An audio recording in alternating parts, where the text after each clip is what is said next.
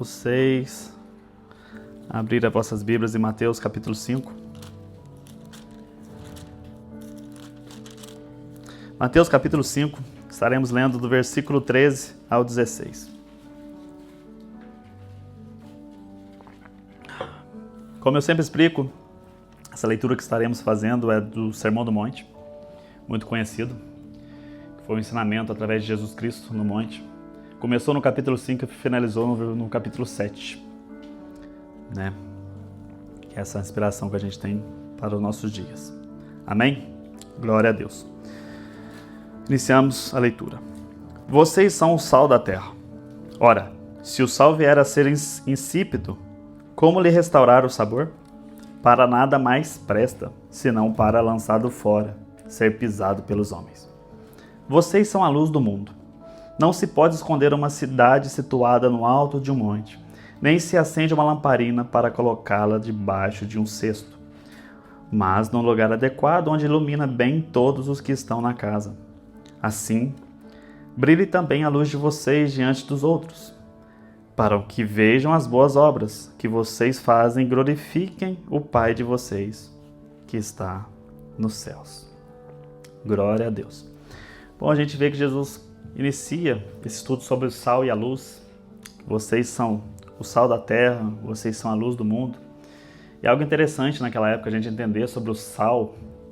O sal era utilizado para várias coisas, né? Principalmente a gente sabe que hoje em dia, para nós é mais fácil essa explicação, porque o sal é para o alimento, para dar um sabor ao alimento. Mas naquela época o sal servia para preservar os alimentos, para o alimento não se perder, para não se contaminar. O sal, como eles não tinham o que a gente tem hoje, que é chamado de geladeira, frigorífico, então eles criavam cisternas, cavernas, e ali eles colocavam o vinho, colocavam os seus azeites, e também colocavam o sal, para preservar o alimento. Então o sal naquela época era usado muito por todos a esse intuito. Tinha alguma região ali, que a gente acredita que seja a região perto do Líbano, nas montanhas, que é onde tinha neve, que nevava. Então eles usavam o gelo, né, da neve para preservar o alimento. Só que isso naquela época era tido como luxuoso. Não era todos que tinham acesso a isso. Então quem vivia nas montanhas perto do Líbano eram pessoas mais nobres. Então eles tinham acesso quando nevava, né, na época da neve. Então eles pegavam a neve, o gelo e colocavam nos alimentos ali para preservar o alimento. Mas as pessoas igual a gente, mais pobre, né, se fosse naquela época, a gente usaria o que a gente teria. Então, cavernas, cisternas, o mel, que o mel também era usado muito como conservante, e o azeite principalmente, né? A maioria, a gente se lembra que eles faziam muito o uso do azeite. A gente vê lá em Gênesis 41, uma fala de José. A gente sabe que José armazenou o trigo, na época onde ele ia passar 7 anos de fome, a terra teria 7 anos de fome, então ele preservou o trigo para toda aquela nação, para todo mundo, não somente para o Egito. A gente vê depois a história, que também vieram várias outras pessoas de outros países buscar ali o trigo, pois eles sabiam que só no Egito tinha comida. Então a gente vê que eles armazenou, né? Depois a gente vê também em 1 Samuel, capítulo 25, versículo 18, onde Abigail leva os figos secos e as uvas pasta, né? E a gente sabe que esses alimentos também estavam preservados dessa forma. Então a gente tem isso, por isso que Jesus ensina ali para eles entenderem o que Jesus estava dizendo sobre o que é ser o sal. O sal é algo para dar sabor. Então ele chama nós de sal. Para quê? Porque a gente dá sabor. Qual é o sabor que a gente tem que dar? A gente tem que mostrar o que vive dentro de nós. A gente hoje em dia é chamado de templos do Espírito Santo. Se a gente somos templo do Espírito Santo, qual é a fação que o mundo nos verá? Como algo positivo, algo bom, não como algo negativo. E a gente vê que ele começa explicando exatamente isso. Vocês são o sal da terra. Ora, se o sal vier a ser insípido, como lhe restaurar o sabor? Se vocês não estão demonstrando o que estão dentro de vocês, se a gente não demonstra o que somos, como restaurar o sabor? A nada mais serve, a não ser pisado. Então, o ensino que fica para nós sobre esse versículo 13 é que a gente tem que ser o sal, a gente tem que dar sabor ao mundo, à humanidade. A gente está aqui para demonstrar que a gente somos filhos de Deus e que a gente segue o caminho de Deus, o caminho de Cristo. a gente busca a santificação em Deus, a gente busca ser pessoas melhores através de Cristo. A gente tem que demonstrar isso, que a gente está sempre buscando essa melhoria em nossas vidas. Porque se a gente não fizer isso, de nada vai servir a gente dizer que é cristão, que a gente é crente, que eu acredito, que eu creio, se a gente não vive. A gente não pode ser hipócritas. A gente vê várias passagens de Jesus explicando sobre essa questão, onde pessoas dizem que é uma coisa, mas fazem completamente o inverso daquilo que dizem. A gente vê uma questão muito importante que a Bíblia traz para nós, que é nos ensinamentos também dos evangelhos, que até o diabo crê em Cristo. Então de nada adianta a gente dizer que crê em Cristo, se até o diabo crê. Mas a gente sabe o fim do diabo, amém, irmãos? E a gente também tem que saber o nosso. Nós estamos em busca de quê? Qual é o nosso caminho a ser seguido aqui na Terra? A gente tem que ser exemplo, seguir o exemplo de quem? De Cristo. E se o exemplo é de Cristo, o que Cristo fez durante o seu caminho aqui na Terra? Glorificou quem? O Pai. Tudo o que Ele fez foi pela honra e glória do Pai, de Deus. Então tudo que a gente faz é pela honra e glória de Deus em nossas vidas. Então a gente tem que seguir o caminho de Cristo. Assim como está escrito em Gálatas, capítulo 2, versículo 20, fui crucificado com Cristo. Assim, já não sou eu quem vive, mas Cristo vive em mim. E esse viver que agora tenho na carne, vivo pela fé no Filho de Deus, que me amou e se entregou por mim. E a gente vê Jesus, ele disse várias coisas que ele era. Ele diz, eu sou o alfa e o ômega, eu sou a água viva, eu sou o maná que caiu dos céus. E a gente vê também em João 8, 12, em João capítulo 8, versículo 12, que ele diz, de novo, Jesus lhes falou, dizendo, eu sou a luz do mundo. Quem me segue não andará nas trevas, pelo contrário, terá a luz da vida. Isso aqui é importante para nós, para a gente entender esse versículo, porque aqui Jesus ele traz que ele é a luz do mundo. Ele diz que quem segue ele, quem anda com ele, não andará nas trevas. Pelo contrário, terá a luz da vida. Isso é algo importante para nós, por quê? Porque quando a gente vai no versículo 14, de Mateus 5, versículo 14, ele começa já dizendo o quê? Vocês são luz do mundo. Então isso é algo que ele compartilha com nós. De todas as coisas que ele disse que ele era, a única coisa que ele compartilhou com nós é que a gente é a luz do mundo. Assim como ele diz, eu sou a luz, mas vocês também são a luz. A gente tem demonstrado que a gente é luz. Algo que eu fico refletindo comigo mesmo é se eu estou demonstrando que eu sou a luz no mundo. Porque pra gente é muito fácil a gente estar perto de alguém da igreja e a gente falar talvez de Cristo, porque faz parte da nossa rotina. A gente consegue viver com uma máscara, às vezes a gente consegue enganar, a gente tenta enganar, mas a gente consegue enganar as pessoas. Só que a gente não consegue enganar Deus, e Deus está vendo tudo.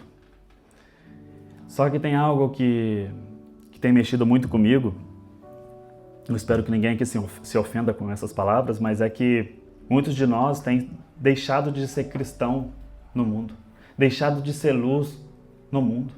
Quando a gente está perto de pessoas que não fazem parte da nossa congregação, que não fazem parte do nosso ambiente, a gente se iguala a eles. Em vez de a gente ser luz, em vez de a gente demonstrar que Cristo vive em nós, a gente demonstra que o inimigo está com a gente.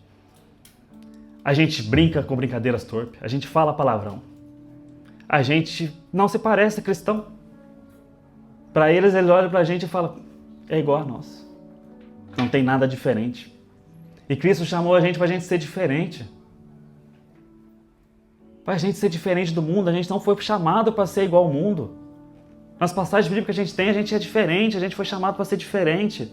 A gente não vai ser igual e a gente sabe disso. E Cristo diz o que sobre isso? Cristo diz, o mundo os perseguirão. Através do meu nome, pelo meu nome vocês serão perseguidos. E a gente chega perto do mundo, a gente tem medo. A gente tem vergonha. A gente não quer falar de Deus. Como que a gente está sendo luz? Como que a gente está demonstrando que a gente tem essa luz em nós? Quando Deus diz que vocês são luz do mundo, o que Ele quer dizer com isso, gente? Diz, vocês são luz do mundo, não se pode esconder uma cidade situada no alto de um monte. Que a gente não deva deixar a luz que está em nós apagar, que a gente tem que demonstrar, a gente tem que mostrar essa luz que está em nós, a luz de Cristo que vive, que reina sobre nós. Não adianta a gente tentar esconder embaixo de um cesto, através de uma cortina, através de uma máscara, tentar pôr uma máscara em sua cara e falar, nem fala que você é cristão, nem demonstra. Eu já ouvi pastores, isso é o que mais me magoa. Ouvi pastor dizer que ele trabalhava em tal lugar e as pessoas nem sabiam que ele era crente. E contando isso como orgulho, como algo positivo. Para mim isso não tem nada de positivo. Se você é um pastor, se você é um filho de Deus, você é um servo de Deus, a melhor coisa que tem pra gente ouvir é falar, esse cara é diferente, essa pessoa é diferente, essa pessoa não é igual, tem algo diferente nessa pessoa. Eu olho para ela e eu sinto algo. Essa pessoa não fala palavrão. Essa pessoa não trata mal, as pessoas xingam, as pessoas são desrespeitosas com ela, mas ela trata com amor. Ela é paciente, tem algo diferente. O que será que essa pessoa é? O que será que tem nela? E é assim que a gente tem que ser visto pelo mundo, que a gente é diferente, e muitos vão odiar isso. E é normal, gente, a gente ser odiado pelo mundo. Seria normal se a gente fosse amado pelo mundo, porque diz, se a gente é amado pelo mundo, Deus não está conosco. A gente vê em Tiago, na carta de Tiago dizendo, aquele que ama o mundo, Deus não está com ele. E é isso, a gente foi chamado para amar quem? Jesus, amar o quê? Esperar o quê? O reino. A gente já não vive mais aqui, a gente vive pensando no reino, pensando no pós-vida, para onde iremos, com quem estaremos. Mas muitos de nós têm se perdido pensando aqui nas pessoas. Eu não posso falar de Cristo para essa pessoa porque eu sei que ela não gosta. Eu não posso falar de igreja porque eu sei que essa pessoa não gosta de igreja. Eu tenho que tentar demonstrar menos que eu sou cristão perto dessa pessoa, senão ela vai me odiar também. Ela já não gosta de tal pessoa, que eu sei que ela não gosta por causa da igreja, não gosta por causa de Cristo. Então também vou demonstrar assim também, que assim pelo menos ela não vai me odiar. De que adianta a gente ser amado pelo mundo, mas ser evitado por Deus? De que adianta a gente ganhar o mundo e perder a nossa salvação?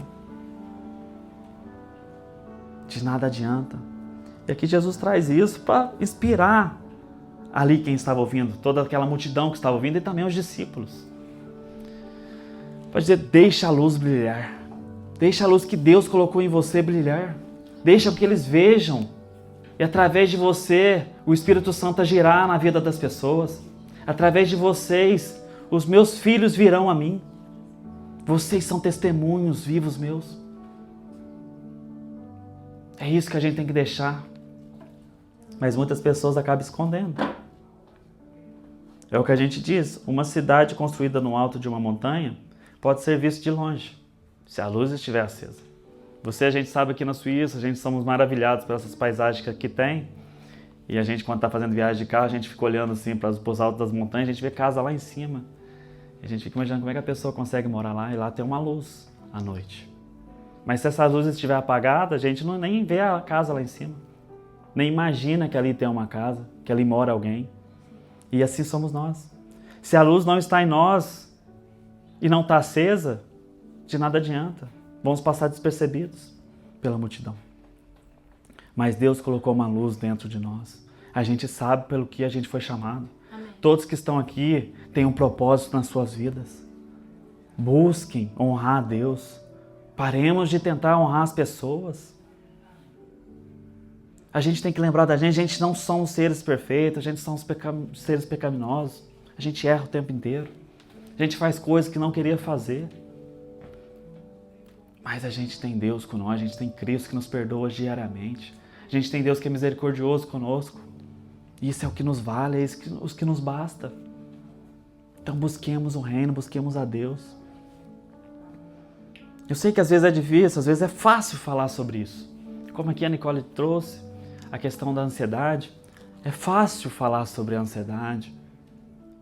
Mas aceitar que você é ansioso e que isso é um pecado é difícil. E muitas vezes também é difícil a gente aceitar que a gente é luz, mas a gente está com a luz apagada. E a gente tem que reacender essa luz em nós. E como reacendemos essa luz? Sozinhos? Não, através de Cristo. Tudo é através de Cristo.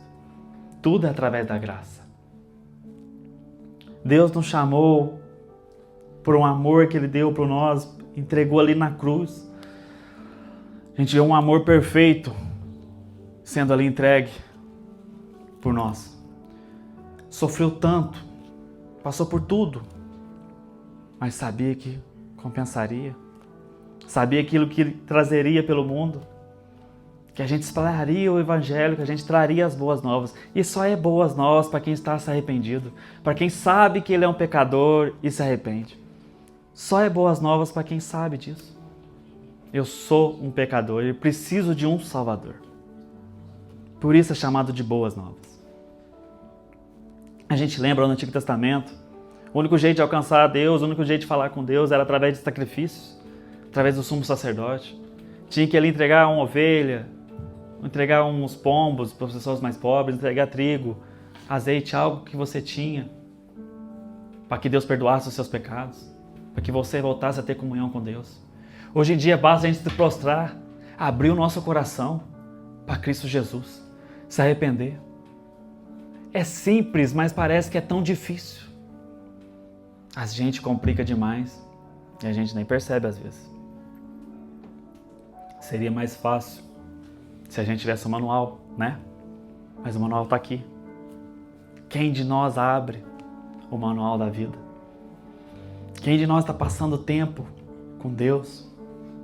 Querendo Deus em vossas vidas? Quantas vezes a gente proclama em oração, pedindo para Deus ser mais presente conosco, pedindo que Deus abençoe mais a nossa família, abençoe os nossos caminhos, esteja conosco. Mas quantos de nós têm passado tempo com Ele, lendo a sua palavra? Quantas vezes pecamos nesse quesito? E simples, é algo simples em nossas vidas. Simplesmente temos que sentar e ler, mas não queremos. Mas quantos de nós passamos tempos lendo notícias do mundo? Principalmente agora com a questão das guerras. Quantos de nós têm visto isso? Talvez passe até 30 minutos, 1 hora, vendo sobre isso, falando sobre isso. Mas sobre a verdade de Cristo, quantos de nós têm passado tempo? Então, irmãos, algo deixado para nós. Não tente esconder, não escondam a luz que há em vocês. Demonstre a luz que há em vocês. Trazem Cristo em vossas vidas. Sejam exemplos. A gente tem que buscar ser exemplo. Não um exemplo ruim. O mundo já está cheio de exemplo ruim. Desde o início da criação, a gente tem visto os exemplos ruins. Mas a gente tem que se lembrar de algo que a gente falava, ou algo que a minha mãe dizia para mim mesmo. Quando eu falava algo de tal pessoa para ela chamava minha atenção, eu sabia que eu ia apanhar, porque eu sabia, eu tinha certeza disso. Mas eu falava para ela, não, mas fulano fez isso. Você não é fulano. Não, mas ciclano. Você também não é ciclano. Você não é eles. Você é diferente, você tem que ser diferente. Então isso entrava na minha mente, apanhava, né? Ficava ali triste, mas logo estava fazendo tudo igual de novo, errando novamente com a minha mãe e sendo chamada a atenção novamente. Mas é isso que Cristo chama, que a gente seja diferente. E Cristo chama a nossa atenção não para deixar a gente de castigo, não para tirar algo de você, não para fazer uma chantagem com você. Cristo quer que você se entregue a Ele, que você entenda, que nós entendamos que o que é melhor para nós é estar com Ele. Essa questão da ira, que a minha esposa citou aqui, que eu era uma pessoa irada, isso para trabalhar em mim foi algo muito difícil. Hoje em dia eu trago para vocês com facilidade, eu falo isso com facilidade, e falo a questão de Pedro, porque eu me falava que eu dizia a mim mesmo, eu sou muito parecido com Pedro. Mas quando alguma pessoa perguntava a mim qual Pedro você é, porque existe dois, o Pedro antes da conversão e o Pedro pós-conversão. Eu sempre dizia, quando eu dava exemplo, não, Pedro cortando a orelha. Entendeu? Pedro lá, cortando a orelha, bravo com os discípulos. Esse eu era esse Pedro. Aí ele falava, mas você não vai se converter? Quando que você vai se converter? Então isso foi entrando na minha mente e eu fui entendendo. Não é algo bom. A pessoa que se ira e dorme com a ira, ela não está com Deus. A gente entende que Jesus se irou no templo. Mas ele se irou por uma boa razão. Estavam profanando o templo. Estavam fazendo o templo de Deus algo imundo. Estavam colhendo as ofertas ali das pessoas que traziam, dizendo que não podiam ofertar, que eles tinham que comprar outra oferta, enganando eles. E depois eles pegavam aquela oferta que eles traziam a eles e revendiam ao próximo. Enganação, dinheiro. Era isso que eles estavam fazendo. E quando eu olhava para mim e tentava ler esse texto e entender qual era a minha ira, não tinha razão, a não ser a ira errada. Mirava e achava que estava certo. Aí Deus foi me quebrantando. E glória a Deus por isso. Eu fui entendendo que eu tinha que trabalhar isso em mim, que isso era um pecado. E eu estava tendo ele realmente como pecado de estimação. Tentando trazer aquela ira minha, aquilo, algo negativo, como algo positivo. E não é. Não é que eu deixei de ser uma pessoa calma, deixei de ser uma pessoa nervosa. Eu ainda sou uma pessoa que tenho que segurar a minha ira, tenho que trabalhar em mim. Eu tenho que me matar diariamente. E eu sei disso. Eu tenho que vigiar nesse quesito o tempo inteiro. Só que eu sei que se hoje for para me irar, é em algo correto. Se alguém falar algo para mim que as Escrituras não diz, se eu estiver ensinando alguém que as Escrituras não diz, eu vou estar irado com essa pessoa. Eu chegarei nele e falarei: isso que você falou não é bíblico, não é certo, não é correto. E muitas vezes a gente está vendo acontecer exatamente essas coisas. Pessoas usando texto fora de contexto, fazendo uma coxa de retalho, falando que é algo, mas não é. E muitos de nós têm acreditado. Por quê? Porque a gente não lê. A gente não lê. Infelizmente, essa é a verdade dos nossos dias atuais. É uma geração que tinha tudo para ser uma geração inteligente. Uma geração que foi entregue tudo. Quem lembra da nossa época? Não existia nem celular. Internet. Só os ricos tinham. Ainda era aquela internet de escada. No Brasil. Aqui eu não sei. Mas eu lembro que eu não tinha, na minha infância eu não tinha internet, não tinha celular, minhas brincadeiras eram na rua. Hoje em dia, as pessoas têm acesso a histórias, as pessoas têm acesso a tudo, pode ler história, buscar, basta um clique que você já vai saber o que aconteceu em ano X. Antes tinha que ir na biblioteca procurar um livro e muitas vezes não tinha um livro. Quantos de nós foi fazer trabalho de história sobre guerra, Segunda Guerra, e tinha que buscar livro na biblioteca, mas não achava nenhum livro? Falava, onde que eu vou achar isso? Tinha que ir na cidade vizinha, alugar um livro. Olha a dificuldade que era. Hoje em dia as crianças têm tudo, o acesso está aí para todos, mas a gente vê uma geração cada vez mais burra, perdendo tempo com besteiras, não procurando ler, não procurando entender, não buscando entender o que é o certo para a vida. Quanto de nós a gente vê essas pessoas, os seus influenciadores hoje em dia, trazendo só patifaria para o nosso mundo, para o mundo das crianças de hoje em dia. Ninguém trazendo algo inteligente. A gente fica rindo de besteiras. Mas se você perguntar para a criança qual era o presidente X de tal época, o que ele fez de bom, o que ele fez de ruim, a criança vai aqui, presidente. Que isso? E é o que a gente está vendo. Se a gente pergunta para alguém da igreja, o que você achou do rei tal? O que você achou do rei Acabe? A pessoa vai falar assim, rei Acabe? Porque acabou? Não sabe. É esse os nossos problemas hoje em dia. A gente passa tempo com muita coisa do mundo, mas não entendemos nada sobre o Criador do mundo. E isso é uma tristeza. Para mim é uma tristeza, talvez para muitos não, mas para mim é triste. Saber que a gente sabe tanto, mas tão pouco. Saber que a gente está buscando tantas coisas, mas não o essencial. De que adianta a gente buscar riquezas, casas, carros, viagens? Uma hora isso vai acabar. Uma hora a nossa saúde vai acabar. A gente não está eternamente aqui, irmãos, nessa terra. Mas a gente tem uma promessa eterna em nossas vidas, que é reinar e estar com Cristo Jesus. Temos que pôr isso em nossa mente, entender qual é a promessa que Ele nos prometeu. A gente tem a promessa que Ele voltará. Mas a gente também tem uma promessa em nossas vidas que a gente irá até com Ele. Lembremos disso, irmãos. Busquemos isso, irmãos. Demonstremos essa luz que Deus colocou em nós, que o Espírito Santo colocou na gente, que as pessoas possam olhar e falar, essa pessoa é diferente. Talvez a pessoa que está ali demoniada vai olhar e falar, eu te odeio.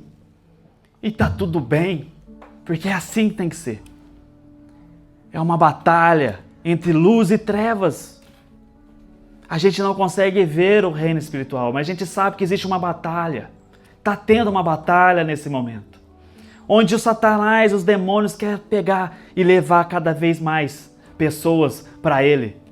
Pois ele já tem algo para ele, que é a destruição. Deus não criou o inferno para a humanidade. Mas Satanás sim sabe que o inferno foi criado para ele. Que ele será jogado no lago de fogo, ele será destruído depois do milênio. Então isso ele já sabe que vai acontecer com ele. E o que ele quer fazer? Bom, já que eu vou, deixa eu levar alguns que estão dormindo. Já que eu vou, deixa eu levar alguns que estão perdendo tempo com besteira. Pelo menos eu tiro o foco deles de Cristo, deixo eles focados em coisas do mundo, e quando eles acordarem, talvez já será tarde, ou talvez nem vão acordar, vai morrer no meio dessa caminhada. Porque é isso que Satanás tenta. É isso que Satanás quer. Levar cada vez mais pessoas com ele. Mas por outro lado, a gente tem Cristo. Aquele Cristo que foi pregado na cruz. Aquela pessoa que a gente olha e vê e fala, eu não conseguiria. Como pode uma pessoa assim ter existido? Uma pessoa que toda vez que ia falar nas sinagogas ele era apedrejado. Eles queriam matar ele. E mesmo assim ele falava. Não tinha medo da morte, pois sabiam que ele tinha certeza que ele iria morrer. Ele tinha que morrer. O Cordeiro perfeito estava na terra. Ele sabia que ele tinha que ser sacrificado. Mas ele falou, enquanto eu estiver aqui, eu vou falar do que tem que ser dito. Eu vou ensinar esse povo. Eu vou deixar para eles o exemplo. E o exemplo é único. É viver para Cristo. E morrermos para a nossa carne. E a gente sabe disso. A gente já está caminhando para o final, mas eu gostaria de ler com vocês Gálatas, capítulo 5, do versículo 19 ao 21.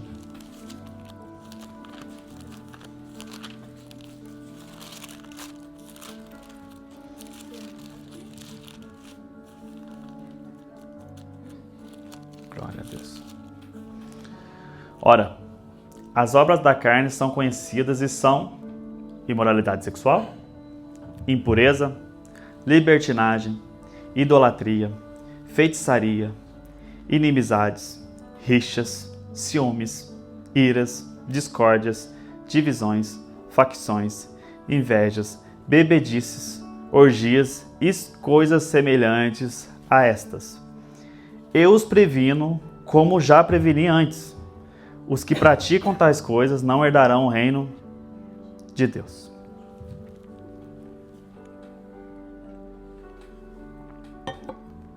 Agora eu deixei aqui escrito, eu vou estar lendo aqui, explicando um por um. Primeiro, imoralidade sexual. Toda prática fora dos padrões de Deus, adultério, fornicação, prostituição. Aquela pessoa que coloca o prazer acima da santidade. Segundo, impureza. Pensamentos, palavras ou ações que corrompem o coração. Exemplo, fantasias, pornografia, malícia.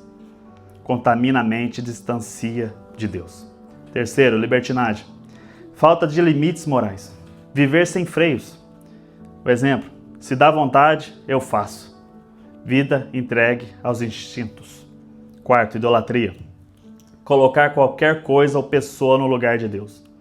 Imagens, riquezas, carreira, prazer momentâneo. Adoração desviada. Quinta, feitiçaria. Práticas ocultistas, magia, invocação de espírito, superstição. Busca de poder fora de Deus. Sexto, inimizades. Ódio, hostilidade, rancor contra os outros. Espírito de oposição contínua. Sétimo, rixas, brigas, discussões constantes, contendas, o prazer em causar conflitos. 8. Ciúmes, desejo possessivo, insegurança, inveja disfarçada, medo de perder ou ver o outro prosperar. 9. Iras, explosões de raiva, fúria descontrolada, agir pela emoção, sem domínio próprio. 10. Discórdias, desentendimentos, Espírito de divisão. Falta de paz nos relacionamentos. 11. Divisões. Separar grupos, criar facções dentro da igreja ou da sociedade. Semeia separação ao invés de unidade. 12. Facções. Criar partidos, panelinha, exclusividade. Orgulho de pertencer a um grupo contra os outros. 13. Inveja. Tristeza pelo bem ou sucesso do próximo. Desejo de ter o que o outro possui. Bebedices, que é o quarto. Embriaguez. Vício no álcool. Perda do domínio próprio e destruição da vida. Quinto, orgias. Festas regadas a exageros. Sexo ilícito, descontrole. Vida entregue ao prazer sem freios. 16. E coisas semelhantes a esta. Paulo aqui nos mostra que a lista não é exaustiva. Qualquer prática que desagrada a Deus e nasce da carne, entra aqui. Então tudo que a gente tem aqui do fruto da carne é isso. E tudo que vai contra a vontade de Deus, a gente não herdará o reino.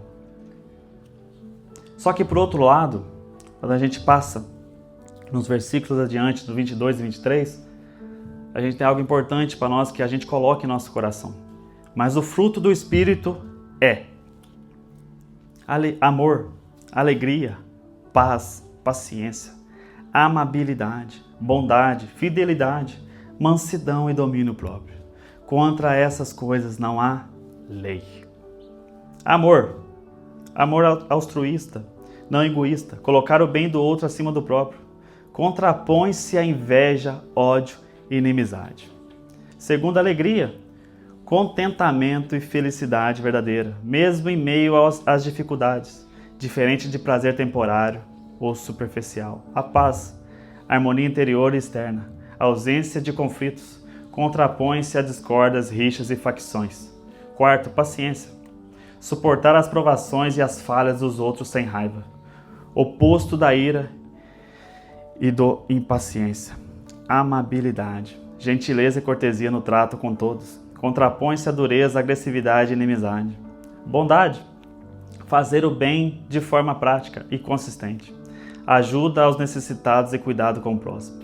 Fidelidade, lealdade a Deus, aos compromissos e relacionamentos, oposto à traição, hipocrisia e desonestidade. Oitavo, mansidão, humildade, submissão e controle das emoções, contrapõe-se a orgulho, arrogância e facções. E por último, domínio próprio, controle sobre desejos, impulsos e emoções, oposto à libertinagem, bebedeiras e orgias. Então aqui, Paulo deixou para nós, escrito em Gálatas, dois lados, dois caminhos. A gente sabe que a gente é falho, a gente sabe que a gente sente agora, às vezes alguns desejos imorais talvez, mas a gente tem a Bíblia que nos auxilia enquanto é isso. Fujam da imoralidade sexual, é o que Paulo nos dizia. Fujam da aparência do mal. A gente sabe que isso vem da carne. Mas por outro lado, a gente tem o fruto do Espírito. E a gente vê que são um grupo, um conjunto, mas é um só, é o fruto. Aqui não diz os fruto, diz o fruto. Então a gente tem que buscar ter isso dentro de nós. A gente tem que demonstrar isso em nós, através do nosso viver, que a gente tem isso em nós. Que a gente tem um domínio próprio. Que a gente ame, que a gente tenha alegria, que a gente seja honesto, bondoso, fiel, manso. Sejais mansos e humildes. É algo que Cristo nos trouxe. E a gente sabe que a gente peca às vezes em várias áreas porque a gente não tem um domínio próprio. A gente deixa de ter o domínio, talvez em algumas situações tensas, algumas discussões bobas, e a gente perde o domínio próprio. A gente acaba machucando quem não deveria, a gente não queria machucar. A gente acaba errando com quem não deveria errar. Mas de algo que a gente tem que ter certeza em nossas vidas, que é o mais importante, é que antes da gente errar com qualquer pessoa, antes da gente fazer qualquer coisa de errado em nossas vidas, a gente fez primeiramente com Deus. Então busquemos agradar a Deus. Deixemos de agradar a nossa carne, deixemos de agradar pessoas, mas busquemos agradar a Deus. Pois se a gente agrada a Deus, a gente estará agradando as pessoas. Se a gente é um servo fiel a Deus, a gente será também as pessoas. Porque assim, se a gente segue o exemplo de Cristo, a gente sabe que a gente vai estar sendo exemplo aqui na terra. E as pessoas verão isso. Pois Jesus era paciente. Então se você segue o exemplo dele, você vai ser paciente com as pessoas. Jesus demonstrou um amor excessivo. Se você tem isso, você segue, você também vai ser. E você terá também um amor pelos próximos. É simples, o nosso exemplo é Cristo. O exemplo nosso é Ele. Não existe um exemplo melhor e alto nível do que Cristo. A nossa base tem que ser Cristo. E a gente tem que olhar para a vida de Cristo. É lógico que é muito bom a gente ver depois os apóstolos. A gente olha para a vida deles, a gente vê a vida que eles seguiram pós-Cristo. Pregando o Evangelho, sofrendo pelo Evangelho, mas felizes e alegres no meio das tribulações. É isso que a gente tem que ver em nossas vidas. Vamos passar sim por alguns problemas, é normal, gente. Cristo nos alertou. Cristo nos disse. Não é errado a gente assumir, a gente falar, eu tenho medo, às vezes, esse problema é muito maior. Às vezes a gente vai falar, a gente vai errar, vai pecar nesse quesito. Mas a gente tem que olhar para Cristo, pois Ele diz, vinde a mim. Vinde a mim. Eu estarei com vocês. Deus não dá um fardo maior que a gente não possa carregar. Mas o que a gente tem que fazer? A gente tem que se entregar a Ele. A gente tem algo importante, que eu já preguei aqui uma vez, sobre o filho pródigo, que ali em Lucas capítulo 15, acho que é onde começa as 3 parábolas. Ali Jesus contou as 3 parábolas junto. Quando a gente vai ver, coloca para mim, Henrique, por favor. Amém? A gente vê. Aproximava-se de Jesus todos os publicanos e pecadores para ouvir.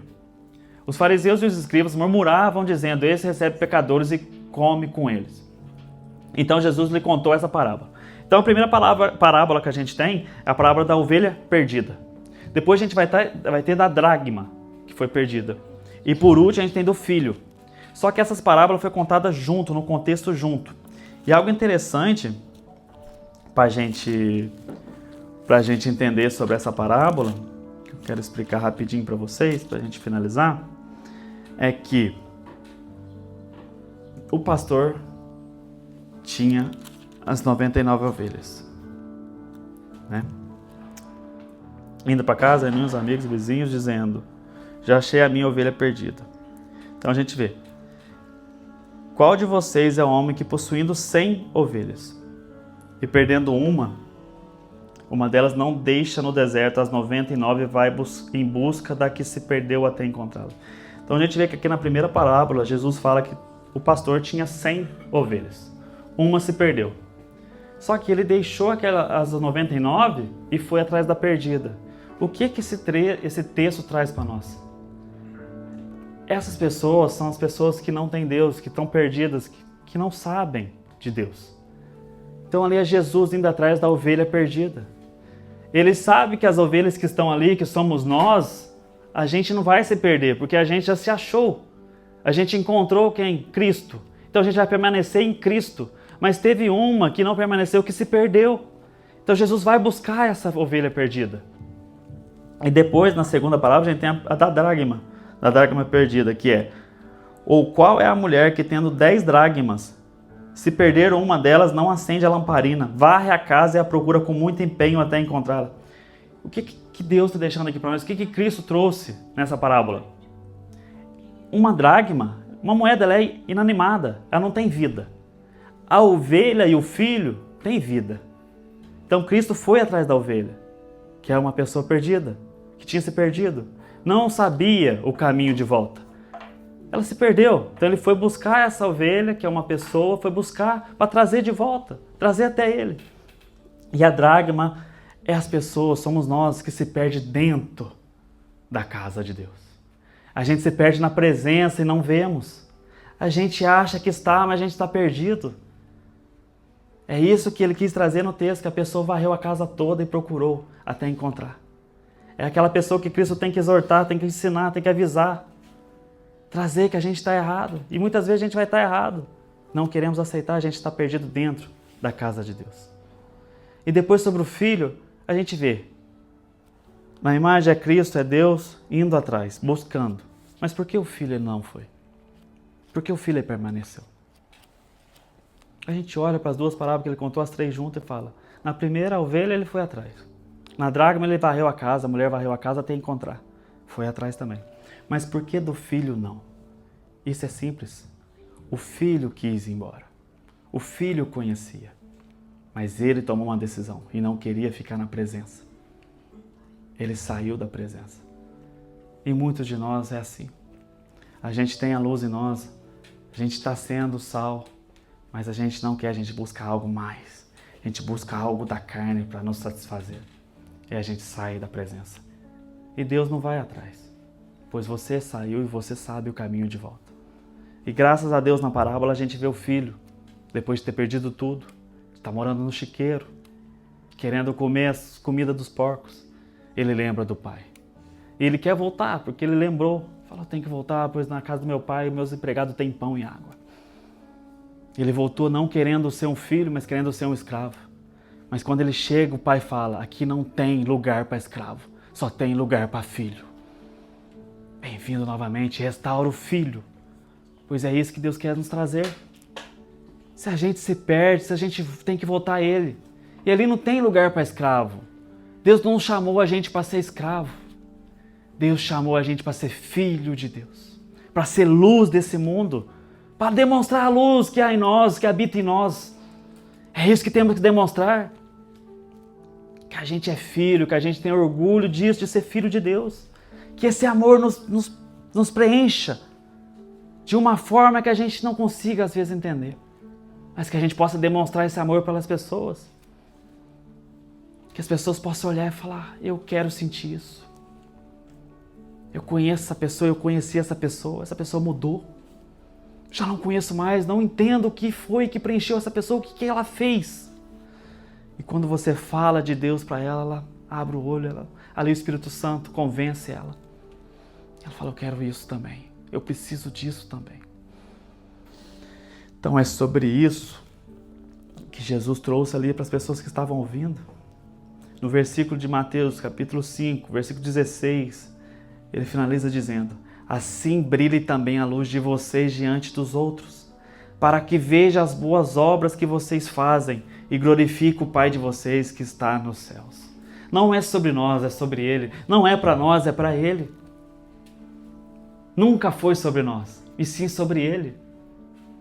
E quando a gente entrega a nossa vida a Ele, a gente vê as coisas que Ele tem para a nossa vida. E muitas coisas que a gente passa, a gente vai passar, a gente está passando, a gente nunca imaginou que passaria. A gente fala, glória a Deus por isso. Bendito é o nome do Senhor. Aleluia. Amém, irmãos? Glória a Deus.